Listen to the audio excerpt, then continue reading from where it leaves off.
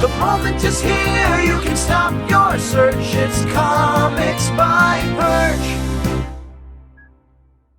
Hey everybody, this is Perch. Here's a whole light, nice email that had nothing to do with any of the stuff we usually talk about. It's a nice change, and nobody's going to click on this video unless I make it super spicy. So I got to trick you all somehow with clicking on this video because otherwise you're never going to do it. But let's go into it. Hey Perch, thank you for putting on the shows you do. I always find them entertaining when I'm headed to work or back home again. You are my road commute. That's nice. I am one of those 1% or maybe 50% women who collects comics. I've heard your videos talking about how more men collect comics, but your experience was not that. And I appreciate it because I honestly feel there's a lot of women who collect comics, but we get ignored. It's funny you say that because I think people would be happy to, I don't know, like this is one of those things that makes my head hurt a little bit because there's such an effort to say, hey, we need women readers, we need to hashtag visible women, all that kind of stuff. That's for workers, of course, but the fans and the customers, like here's one of those cases where it feels like if you're a comic editor or you're a comic writer or you're a publisher or whatever, why not do the hashtag visible women fans? Forget about the creators for a moment. Why not, let's put a spotlight on the fact that women are creating or collecting comics, collecting and buying. The customer is a pretty key part of the chain. We talk about the creation part, but what about the buying part? And I don't know. Maybe it would help everybody. Why not do it? I'm actually surprised there hasn't been a campaign like that. There's been a couple comic shops that have done things around like women's night at the store, but they always fail badly. And they fail badly because, there's not a need for a women's night at a comic store or, a hour where women can shop. It's not dangerous for women to shop at a store, which is historically why some of these things, get started. And they've had ladies' night at a bar. The idea was that women could come to the bar and get a drink and not be hit on and just kind of relax. But at a comic shop, there's no, that's, put it this way. If a woman was in my shop and a guy was, being obnoxious to them to the point of making them very uncomfortable, I'd throw the guy out of the store. Or vice versa. If a woman was making a guy uncomfortable, a guy was making another guy uncomfortable, whatever it is, if you have clientele in your store that's causing a ruckus and a problem, you solve that. But anyway, but I digress. I'm glad you collect comics and thanks for writing it. But back to the mail. My question is around my upcoming wedding. Yes, it's true. I collect comic books and I'm getting married. I would like to have a comic book themed wedding, but my husband-to-be is not as excited about the idea. To be truthful, my fiance really just wants something very small, not a lot of guests, and I want that too, but my love for comic books is part of what brought us together. And I would like to have the wedding be somewhat comic themed. None of you thought the video was going to go here, right? Anyway, we'll finish up with the mail. What do you think? Do you think this would be too much cringe? Or do you think it could be sweet if done the right way? Well, obviously, it could be sweet. Anything could be sweet and good if it's done the right way. Of course. My car's like beeping frantically. Bad advice. Don't say sorry. Of course, it can be done well. Let's wrap up this mail. Thank you for everything you do. Curious to hear your take on it. And Shudder, I'm curious to see what people put in the comments. Yeah, well, all right. Well, yeah, I'm curious to see what people put in the comments. By the way, throw it in there. I come on, Mumbles. You're gonna post some. You're back. Congratulations. You're going to post something, shitting on the show, but, rise up to the occasion and let's give some advice to somebody. What do you have to say to, forget about old Perch here. What do you have to say to the woman who wants a comic book themed wedding? Well, anyway, so, my opinion on this, look, at first, my bias, I don't think, I've been to, I don't know, a few weddings, a couple dozen, maybe, I don't know.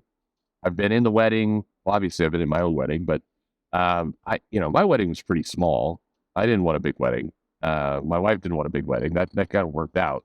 I always view the wedding and kind of the prep and everything that goes into it as a little bit of a test, but it's like a preview of what you're in for when you get married. So I find there's couples that like argue and they're like, no, I want this way. No, I want that way. Like, I want to invite my family. No, no family allowed, that kind of stuff. And I always feel like that's like there's a big warning that's flashing at that point going, this is not a good idea to get married. Like you do not belong together. I think that, there's the society has kind of pushed this idea that, the wedding is for the bride and you got to give her a dream wedding and everything else. So whatever she says goes. And I always think that's pretty bad kind of advice. And it's a bad way to set the tone. You don't want to have a relationship and a couple where, the guy is trained to just shut the fuck up and the wife, kind of gets what she wants. That's not going to go well.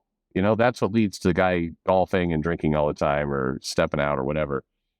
You suppressing kind of what people want is just it's a bad plan. But I'm not a fan of themed weddings. I've been to a couple. I think I've been to two kind of themed weddings, and both of them were pretty.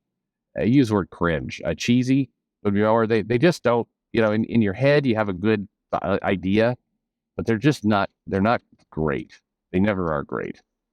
And I've been to some destination weddings. Those are, a little better, but even there, when the theme or the event or the location starts to dominate the whole atmosphere, the whole thing starts to kind of tip in on itself. And so, that would be my gut reaction, whatever the topic is. Now, comic books, I think, is another level of, I don't know how you pull that off. Like, are you going to be dressed like, I mean, here's put it this way. This would be my advice. This is legitimate advice. If you're getting married, you want to have a good homage to comics, then, get a dress that is the same as Mary Jane's dress in kind of that iconic cover. That's probably the most iconic wedding cover I can think of. There's been others, but it's probably the one that had the biggest kind of thing. Get that comic, go and, drop some coin and buy that comic, get it graded and slabbed or whatever, buy the reprints that you can give out to people in the ceremony. If you're a Marvel fan, if you're not, this doesn't work. But have a normal wedding, but then it's almost like an Easter egg. Do something very subtle that fits into your love of comics. So, wear the same dress that Mary Jane wore. The groom just he wears his tux or whatever, his suit, and you're set, and that your kind of your love for comics is seeded through. But your guests, and that, like, it doesn't become a comic book wedding. It just becomes naturally part of kind of your interest. That's what I would do. And then, you could give some comic books out to people, or you could have some there to show, like, I had the same dress. I was inspired by Mary Jane over here. Now, you don't have to tell the wedding ceremony. It's like, yeah, that marriage was destroyed when Peter Parker sold off his marriage to the devil to save his dying aunt. You don't tell them that part of the story. But I think that's the way I would do it. Beyond that, I think, it gets kind of weird. I saw one couple, they sent me photos of their wedding cake, and it had like a superhero topper. Like, it had the groom was flying like Superman and carrying the bride like Superman and Lois Lane. I mean, all right. It's again, if you're going for this wedding, you want it to look well. And more importantly, you want the focus being on what you're doing. But other than that, I don't know how you do a comic book. I mean, again, it also goes to your personalities. But if your fiance is not very into it, then that means he's not into it. It's not that he's not very into it; he's not into it. If you say, like, hey, we should have a comic book themed wedding, and your husband's like, no, I mean, that I don't want to do that. Then what he's doing is he's kind of trying to be polite, but instead he's like, fuck no. If you say, I want a comic book themed wedding, and your fiance is like, oh my God, me too. I've always wanted it. I'm going to get those giant Hulk hands. And then when we go to put on the rings, we can't put on the rings, so Hulk hands, because we can't, there are no fingers, and that would be so funny, or maybe the ring will be a Green Lantern ring. Like, who knows? But if you get that reaction, then yeah, you two are soulmates, and go nuts, do what you got to do. But otherwise, I would steer clear of it. That's just me. All right, this is, like I said, different topic, kind of fun. People listening, what are you doing? What do you think? What advice for you? Let me know in the comments below. Let her know in the comments below. Um, it says I could. I can mention the name, Mary. Let Mary know what you want, what you think would be a good idea. How would you do this? And I'll fair game, whatever you want. Don't be a dick to somebody who's writing in, but you be as funny as you want, or serious, whatever. Good advice. Let me know what you think in the comments below. Like and subscribe, and thanks for listening.